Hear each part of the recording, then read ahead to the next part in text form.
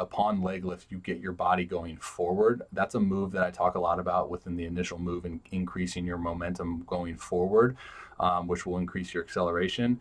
The only thing that I'm seeing, and this is probably your biggest breakdown, is you don't have a point in which you stabilize and store up energy in your drive leg. So now, just to give you kind of a brief understanding of the drive leg mechanics, as soon as we descend from peak leg lift, there is force and energy to be had.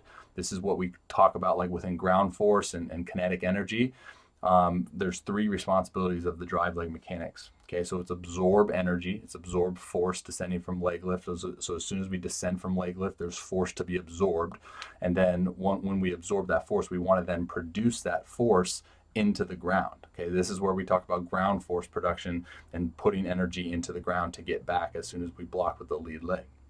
As soon as we then produce energy into the ground, we want to store up energy in our drive leg, because there needs to be a time in which there's this delaying mechanism for everything else within our upper body to be put into positions to absorb the energy from our lower half. So think about it in two different segments, right? There's a lower half mechanics and there's upper half mechanics. Now, everything before we put our lead foot into the ground, which is our anchor point, front foot strike, the upper body is not really doing much, right? The upper body just needs to be put into a position to absorb the energy from the lower body. Now, as far as your personal breakdowns, you don't have a point in which you absorb energy and then produce a whole lot of energy into the ground and then store energy in that drive leg. You can see that it's just kind of continuously falling within your body. Okay. Now, although, like I said, you do a good job of increasing your acceleration into your anchor point, but you're not producing a whole lot of force into the ground. And I'm also seeing a movement restriction when we talk about like your hip capacity, because it looks like your lead leg is trying to accelerate your body forward, which is pulling your drive leg into early transfer. And now it looks to me that you're coming down into your anchor point here pretty early, right?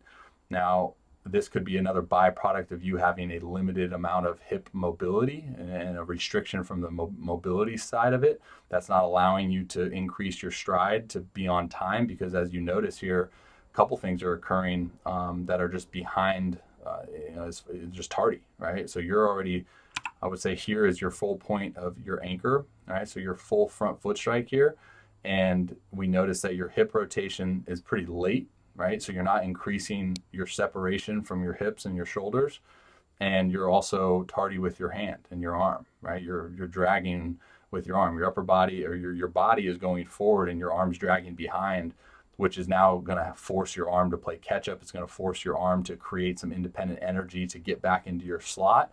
And now we kind of see things kind of break down as you try to come now into your full rotation. Like I said, you don't have a whole lot of separation. So now you have to push your arm action into release rather than having to pull your arm into the slot. You can see your trail leg. Oops, excuse me. You can see that a couple things are byproducts of all of those components that I mentioned earlier. Trail leg shoots forward. You lead with the elbow, which isn't necessarily bad, but you kind of push the ball into release. Your chest is behind your lead knee, and your lead leg block, as you mentioned in the PDF, isn't quite efficient.